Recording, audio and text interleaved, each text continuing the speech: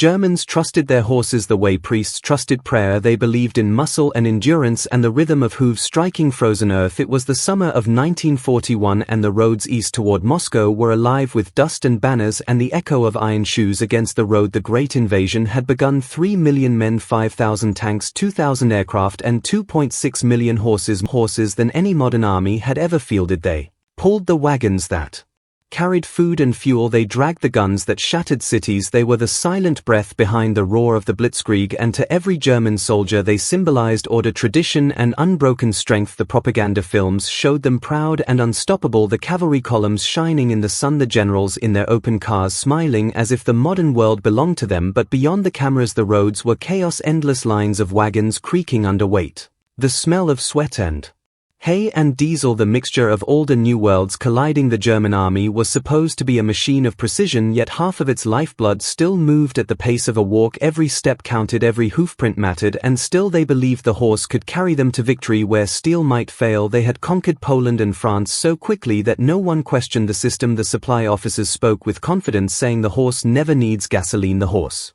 never breaks down. But beneath that pride was ignorance. They were chasing an enemy who lived in endless space. The Russian steppes stretched further than any road could reach, and as the front lines moved deeper the wagons fell behind. The horses sank into mud that swallowed boots and wheels. The soldiers cursed and pushed and pulled as the machines of war outpaced the animals that fed them. A young lieutenant named Klaus held the reins of a wagon filled with shells. His breath clouded in the cold, his hands blistered through his gloves. Beside him his horse, black and tired, strained against the frozen road. Klaus whispered encouragement the way a man speaks to a friend. Hang on, boy, one more mile, one more hill. The gun crews up front need us, and the horse answered only with the sound of breath and the creak of leather behind them. Another unit shouted for help. A wagon had overturned, its wheels spinning uselessly in the mud. The officer in charge barked orders, furious at the delay, and yet he knew there was nothing to be done. Without tractors, without engines, without help, the road itself had become the enemy. The German doctrine was clear: discipline, endurance, faith in human strength. The manuals said the army must be self-reliant. A machine can fail, a man endures, but they forgot that even men are flesh and blood, not iron. As summer turned to autumn and autumn to snow, the proud army of horses began to vanish one by one. Exhaustion, hunger, frost. Each day another animal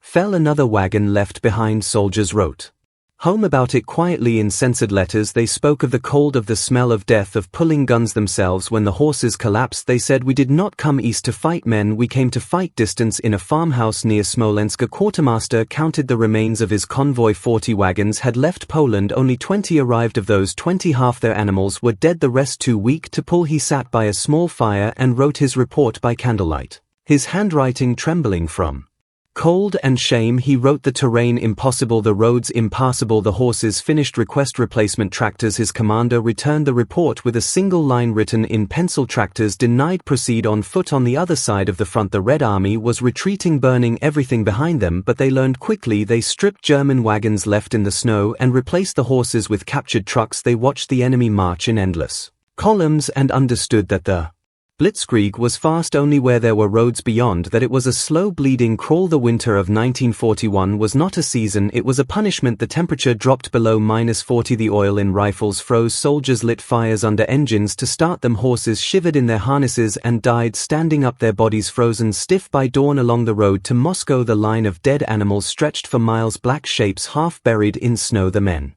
tried to eat what they could not save. They boiled horse meat mixed with snow and barley ration. They tore saddles apart for leather straps to burn for heat. The proud German soldier reduced to scavenging from the animal he once called his comrade. A mechanic from a panzer division watched the convoy pass. One morning he saw men pulling wagons themselves where horses once had been. He saw the frozen carcasses dragged aside and covered with snow. He turned to his captain and said softly, we are fighting the future with the past. The captain said nothing because he knew it was true. The tanks could move only as far as the horses could carry the fuel, and the fuel could not reach the tanks without the horses. The circle of madness complete, the mighty war machine chained to its own tradition. In Berlin the generals still spoke of victory. They drew red lines on maps as if ink could melt snow. They issued orders demanding greater discipline, more effort, longer marches. They told the soldiers that endurance was the German virtue that machines were weak, that the Soviet would collapse in weeks, but on the ground the men saw the truth. The modern war was not about courage, it was about movement, and their movement was dying. As the new year approached, the snow fell heavier than before. Entire columns disappeared into white silence. Klaus marched beside the remains of his unit, his horse gone, his wagon burned. He carried only a rifle and a frozen loaf of bread. The wind howled like the voice of God. He thought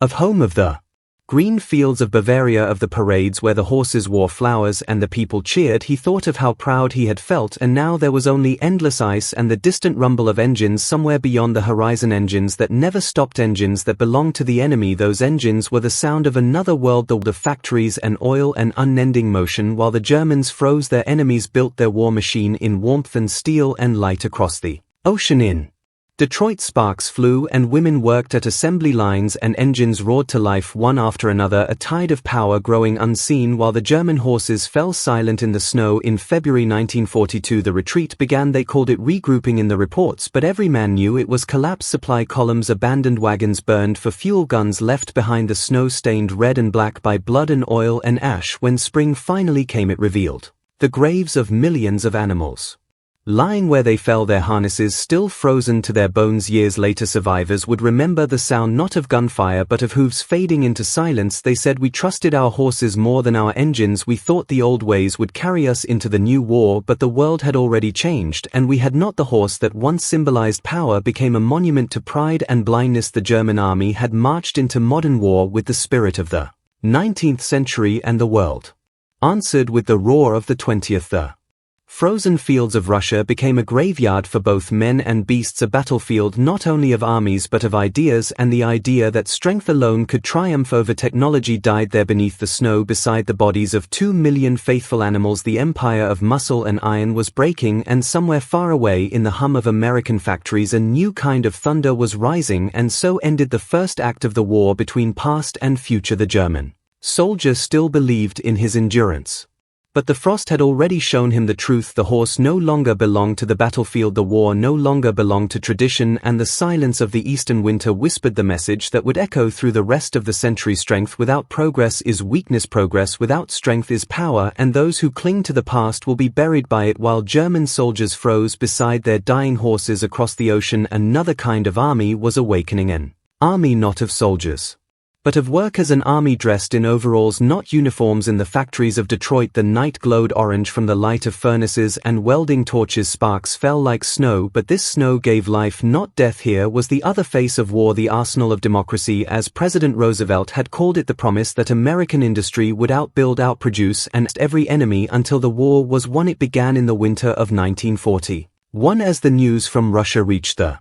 American newspapers. Headlines spoke of German victories and frozen fronts, but behind those headlines the miracle of production was already roaring to life. In Michigan, Ohio, and Pennsylvania every automobile plant was turning into a fortress of steel and flame. Conveyor belts once used for cars now carried tank hulls, truck frames, and aircraft engines. Every day a new engine was born, every hour a new truck rolled forward. The rhythm of hammers and presses became the heartbeat of the new world. Men and women worked side by side, their faces smeared with oil, their hands blistered and strong. Rosie the riveter became a symbol, but in truth she was millions. They came from small towns and big cities, from farms and offices, from schools and shops, and they brought with them one shared purpose: to feed the war machine that would cross oceans and crush tyranny. The American worker became a soldier of steel, the factory his battlefield, the wrench his weapon. The managers from Ford Motor Company stood beside Army engineers and argued over speed and precision. They said, we can build faster. The Army said, build stronger. So they built both faster and stronger, and soon the assembly lines of Detroit were flowing like rivers of iron. Every hour 10 trucks, 20 jeeps, 30 engines, the hum of machines rising into a thunder that shook the air for miles. The workers could feel it in their bones. This was power, the kind that never tires, never freezes, never doubts. One night in a factory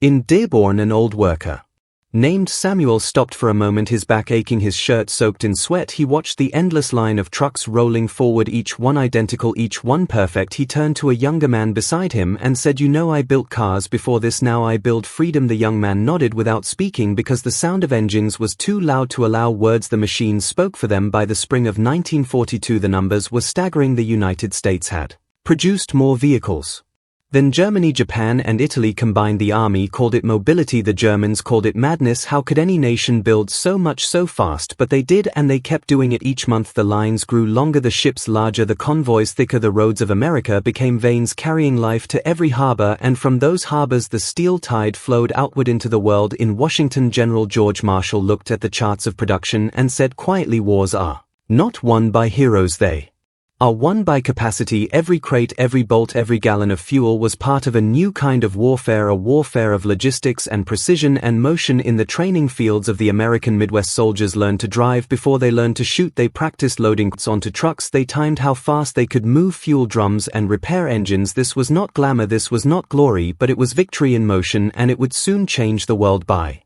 the summer of 1942, American convoys stretched across the Atlantic, escorted by destroyers through wolf-infested waters. German submarines prowled beneath the waves waiting for targets, but the convoys kept coming. Endless columns of Liberty ships, their decks stacked with jeeps, tanks, ammunition and food. Entire armies in motion, powered by gasoline and faith. The German Admiralty called it the pipeline of defeat, but they could not stop it. For every ship they sank, 3 more took its place. In Africa, General Patton arrived.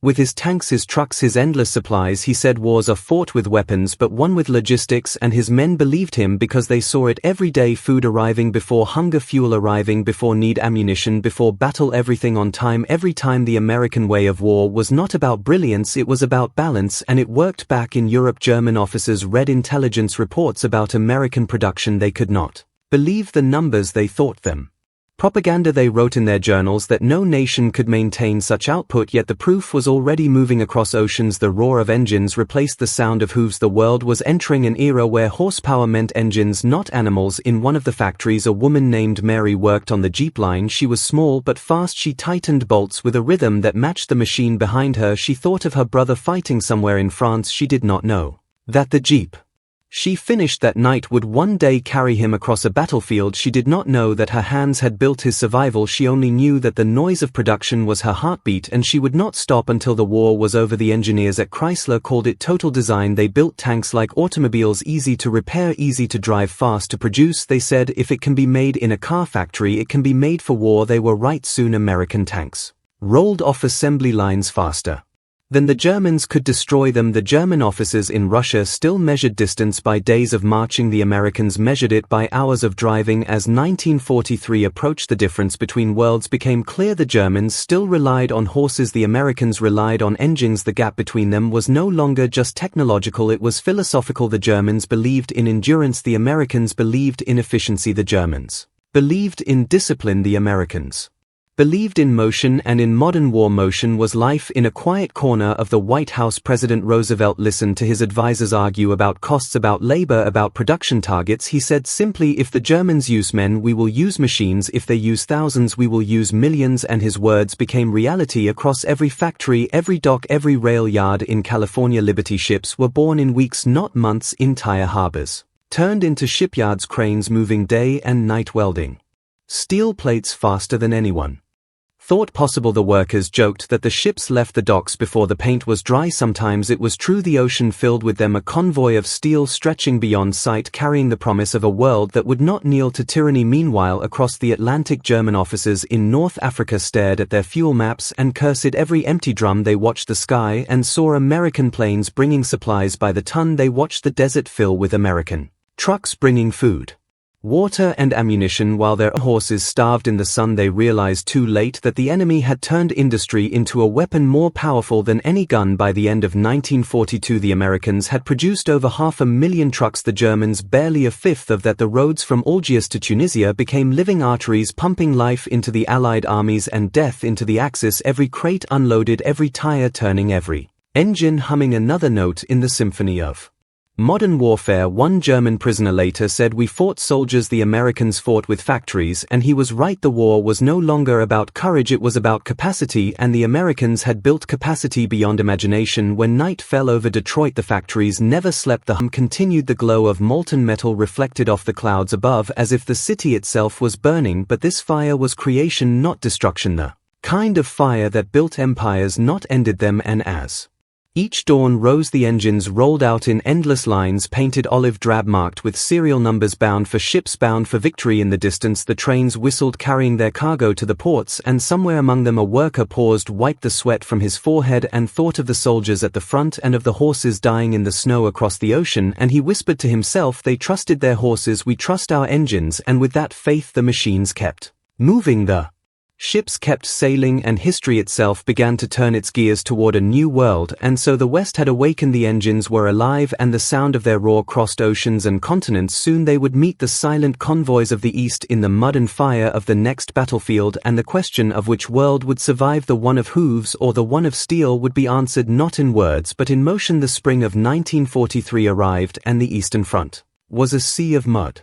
The snow melted and turned the roads into rivers of brown. The horses sank to their knees, the wheels of the wagons spun uselessly, the soldiers cursed and pushed and dragged their loads through the sucking ground. The great war machine of Germany was choking on its own tradition, every hoof beat slower, every mile harder. The generals drew new lines on maps, but the roads beneath those lines were made of nothing but mud and despair. Klaus marched with what was left of his supply column, his boots filled with water, his coat soaked through. The horse beside him stumbled again and again. The mud reached up like hands to pull them down. A sergeant shouted to keep moving, but his voice was lost in the wind and the endless creak of wagons. There was no fuel for trucks, no parts for engines, no rest for men. The only thing that still moved was the will to survive. They called it Rasputitsa, the season. The Russian earth devours everything. The tanks sank, the trucks froze, the horses drowned, and still the orders came, forward, forward, always forward. The officers' slogans of victory, but their voices had no conviction anymore. They had seen too much mud, too many dead animals, too many broken wheels. Across the front the Red Army was gathering strength, fed by American convoys of trucks, jeeps and tanks that arrived through Persia, Murmansk, through the endless arteries of Lend-Lease. The roads on the Soviet side were alive with engines painted with red stars. Engines built in Detroit and shipped across oceans, engines that never slept. The Soviets called them the breath of America, and they used them to move faster, farther, stronger than before. As Battle of Kursk began, the largest tank battle in history, the contrast between the two sides was impossible to ignore. The Germans rolled forward with magnificent machines, Tiger and Panther tanks, perfect in design, deadly in combat, but behind them the supply lines crawled on hooves and wooden wheels. The ammunition arrived late, the fuel later, the men exhausted from marching through the muck. The Red Army advanced on a tide of motion, trucks hauling shells at night, engines roaring across plains, horses nowhere to be seen. Klaus watched the sky burn red from the artillery, the ground shaking beneath his feet. He saw a German tank crew trying to refuel their panzer by hand, pouring gasoline from buckets because the trucks could not reach them. He saw one spark and then fire, and then the entire machine went up in a scream of light. He fell to his knees, the heat against his face, and thought, we are fighting fire with flesh. Hundreds of miles south in North Africa, Rommel stood beneath the blazing sun staring at his maps. His supply officers reported the same story again and again. No fuel, no water, no replacements. He asked Berlin for reinforcements, for trucks, for engines, for anything. They sent speeches, they sent medals, they sent nothing. He watched American convoys move like clockwork across the desert. Every crate marked, every route planned, every engine fueled. He knew then that the Desert Fox had run out of sand at El Geta. Patton's tanks thundered across the plains, his columns endless, his supplies inexhaustible, his soldiers well fed and well armed. The Americans fought not only with courage but with logistics. Every bullet that fired, every tank that moved was backed by a line of trucks stretching back to the sea, while Rommel's men measured fuel in minutes and distance. In hope in the east, the same story repeated the German soldier with his horse and his cart, watching the horizon glow with the light of distant engines. Each day the same realization spreading among them that the future had already arrived, and it did not march, it rolled. The mud clung to their boots, the rain to their faces, the cold to their bones. They whispered prayers to engines they did not have. By autumn the fields were filled with corpses, both man and beast, the air thick with the smell of decay. The horses, once symbols of power, now carcasses. Stripped by hunger and time, some soldiers cut leather from harnesses to boil for soup, others burned wagon wheels for warmth. The glorious image of the Wehrmacht had turned into a nightmare of mud and fire. Letters from the front spoke of madness. One officer wrote, we have machines that cannot move and animals that cannot survive. We have roads that eat everything we send upon them. Another wrote, we are fighting not the Russians but the land itself, and the land is winning the Americans and British. pushed through Tunisia, their trucks roaring over terrain that once stopped armies in their tracks. The Germans tried to retreat, but their supplies could not keep pace. What took the Allies hours took the Axis days. The difference between victory and defeat measured in horsepower, not courage. In the ruins of a village near Kursk, Klaus sat beside the body of his horse, its eyes open to the grey sky. He whispered, "Forgive me, old friend," and covered its head with his torn coat. He looked up and saw a column of Soviet trucks rolling past there.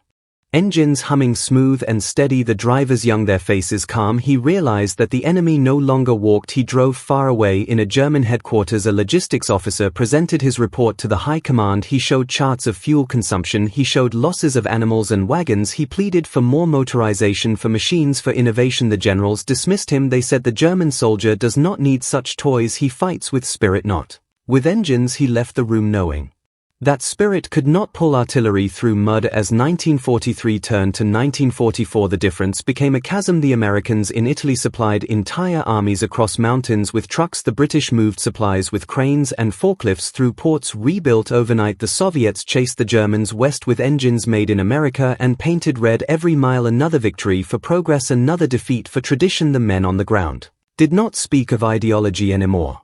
They spoke of survival. Klaus walked beside a line of refugees and wounded soldiers, his uniform in tatters, his rifle rusted, his eyes hollow. He saw a destroyed wagon still hitched to a dead horse and thought, once we ruled the world with beasts of burden, now we are the beasts. The world carries on without us. In the distance he heard thunder, not of weather but of tanks, American, British, Soviet, all moving, all alive. He realized that war had changed forever, that muscle had lost to metal, and that no amount of will could stop a machine once it began to move. By the end of the year, the German retreat was unstoppable. The soldiers marched through villages they had once conquered, the people silent, the fields empty, the horses gone, the mud eternal, the fires of defeat burning across the horizon. The old officer beside Klaus whispered, "Once we believed endurance was everything, now I see endurance without motion is death." In the final days of the campaign, the remaining supply wagons were abandoned. The horses shot, the men loaded what they could on their backs and fled on foot. The world of hooves and harnesses had ended in fire and ruin. The sky filled with smoke, the earth with mud, the sound of engines growing louder and louder until it drowned everything else. The war of movement had become a war of machines, and the machines were winning. Every turn of a wheel another step away from the past, every roar of an engine another nail in the coffin of the old world. And as the mud swallowed the last German wagon and the fire rose behind them, the lesson burned itself into history. Power without progress is blindness, faith without innovation is surrender. And so the third act ended in mud and fire and silence. The horses were gone, the machines had spoken. The war that began with hooves would end with engines, and the world would never again belong to those who marched. It would belong to those who moved. By 1944, the sound of hooves had almost vanished from the war that once thundered across Europe with wagons and reins was now ruled by engines and the endless roar of tanks and trucks. The Germans still clung to the old ways, still trusted in their horses, still believed that discipline and endurance could replace the missing fuel, but the world no longer waited for them. It moved too fast, too loud, too far, and they could not catch it. After the defeat in Russia, after the collapse in Africa, after the losses at Kursk and Stalingrad, what remained of the German supply system was held together by rope, willpower and prayer. Whole divisions still marched on foot while the Allies rolled past them in clouds of dust. The horses that survived were ghosts of their former glory, their ribs showing, their eyes dull. The soldiers who led them were the same, their uniforms torn, their faces hollow, their boots falling apart. The Allies had returned to Europe, landing in Normandy in a storm of fire and steel. Thousands of ships, hundreds of tanks, an ocean of men and machines pouring onto French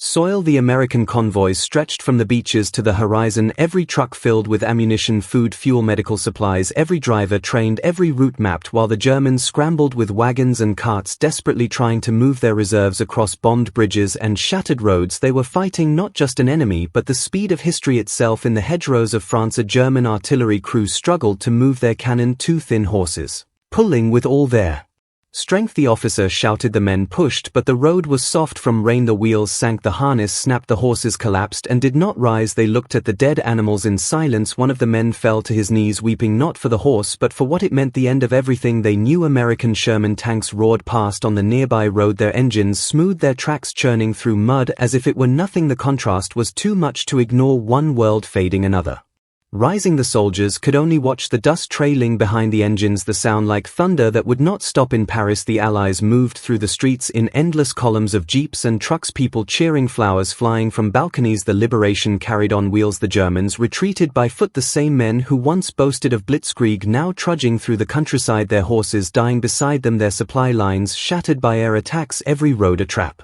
every wagon a target from the sky. Klaus marched again through villages that no longer belonged to him, his uniform grey with dirt, his horse gone long ago. He carried his pack himself, his back bent under its weight, the sky above him alive with the hum of Allied aircraft, the sound of engines that no bullet could silence. He thought of the first days of the war when everything had seemed unstoppable, when the horses were strong and the soldiers proud. Now the only thing unstoppable was defeat. The fuel was gone, the trucks destroyed, the railways bombed. The German army was dying not from lack of courage but from lack of motion. Generals still issued orders to counterattack, to hold the line, but without movement there was no war left to fight. The supply columns were memories, the wagons burned, the animals eaten by starving men who could no longer tell the difference between survival and surrender. In the forests of the Ardennes, as the winter of 1944 descended once more, the Germans made their last great push, the Battle of the Bulge. They threw everything they had into the snow and darkness, tanks, fuel hoarded in secret, horses hitched to carts carrying shells through the frozen woods. The Americans met them with endless convoys of trucks, headlights glowing through the fog, engines never stopping while the German fuel ran dry again. The pattern repeated, courage without logistic strength, without endurance. By January the offensive collapsed, the tanks abandoned, the soldiers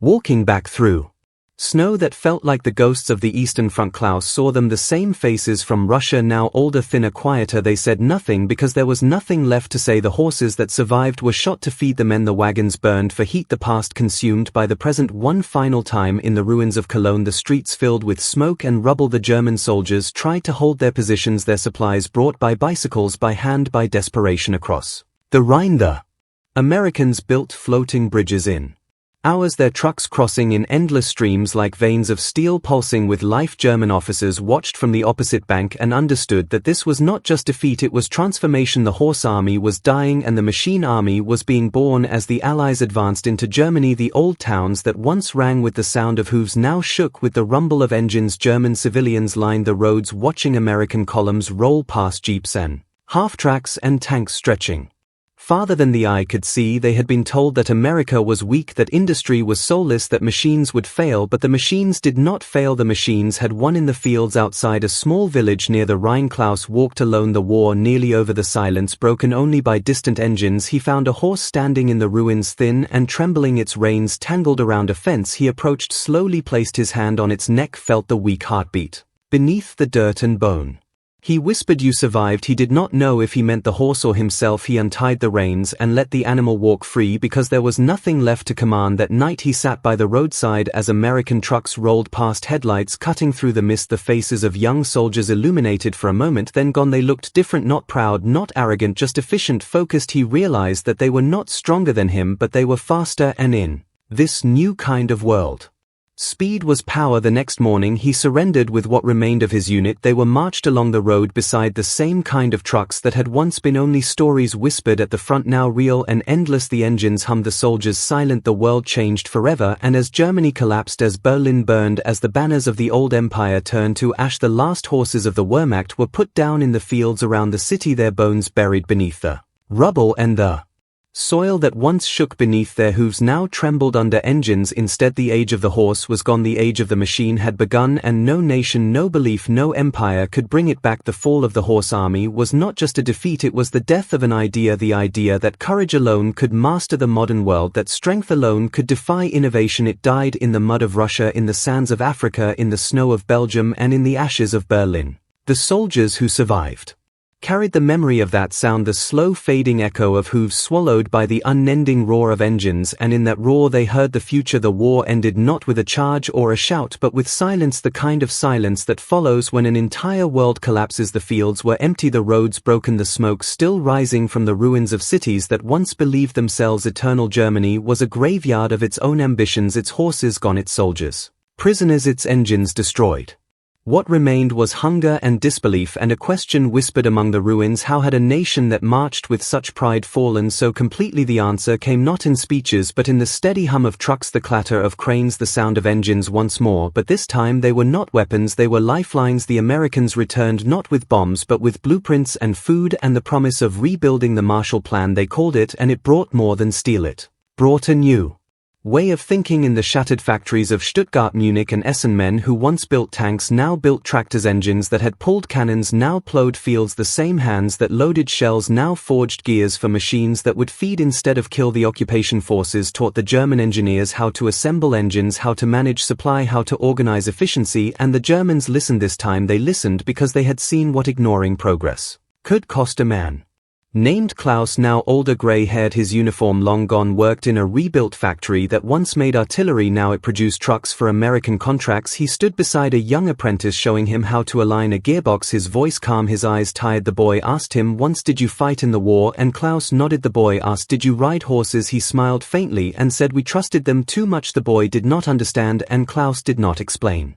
Outside the factory, rows of trucks stood ready, gleaming in the morning sun, painted bright silver with names of new German companies on their sides: Mercedes-Benz, MAN, BMW, symbols of a rebirth through steel, not through blood. The workers left their shifts not to march but to ride home on bicycles through streets that now carried hope instead of orders. The American officers who oversaw the rebuilding watched with cautious pride. They knew that a defeated nation was turning itself into an industrial partner. They shared technology, they trained mechanics, they built roads and rail lines. They said the future must move and movement requires engines. The Germans agreed because they had learned in the hardest way that a nation that stops moving dies. By 1950 the hum of industry had replaced the sound of despair. The West German miracle, they called it: factories alive, ports filled, trains running on time, trucks rolling across borders carrying goods instead of war. Every shipment a testament to what the machine could do when guided by reason instead of pride. In a warehouse outside Hamburg, a forklift lifted a pallet of crates, a simple machine, two metal arms rising smooth and steady. Klaus watched it for a long time, remembering the days when his men unloaded wagons by hand, when the officers mocked the Americans for using such devices. He whispered to himself, "This is what won the war, not the gun, not the tank, the ability to move." And he smiled because at last he understood. As the years passed, Germany became known not for conquest but for craftsmanship, for precision, for efficiency. The very values they once dismissed now became their salvation. The horse that once symbolized power became a memory in museums. Statues of soldiers on horseback replaced by monuments of workers with tools. The pride of endurance replaced by the pride of innovation. In 1960 the Autobahn was alive with motion, endless streams of cars and trucks, engines singing in harmony across the land, the roar of progress echoing where once the silence of defeat had lingered. The children born after the war knew nothing of horses. They grew up with machines as part of their lives. Engines were no longer symbols of enemy power, they were symbols of freedom, of movement, of future. Klaus, now old, sat on a bench by a road watching the traffic pass. He could feel the vibration of the trucks through the ground, each one a pulse of the nation's heart. He thought of the men who had died beside their horses in the snow and of the generals who believed spirit alone could win wars. He thought of how wrong they had been and how right the machines had become. He looked up at the sky filled with contrails of jets, German-made, American-powered, all of them crossing borders in minutes where once armies had taken years to crawl, and he realized that this was the true victory, not for one side or another, but for humanity's ability to learn from its own destruction. The silence that followed the war had not been empty, it had been waiting for understanding. And now that understanding filled every factory, every road, every machine. The lesson of steel and silence was simple: the past will always try to pull you back like a tired horse, but the future always moves forward. Wheels. The world that rose from the ashes of 1945 was built not on muscle but on motion. The nations that embraced the engine, the gear, the circuit, the code became the leaders of a new age, and Germany, reborn among them, carried the memory of what happens when progress is denied. Every truck that rolled, every engine that turned, every machine that lifted was a quiet promise that the era would never be repeated. And so the story ended where it began, with motion. Once it had been hooves, now it was wheels. Once it had been muscle, now it was metal. Once it had been pride, now it was wisdom. The sound of the future, no longer the rhythm of horses but the endless hum of engines stretching into the horizon. The war of worlds between past and progress was over, and the world had chosen to move, and in that motion there was peace.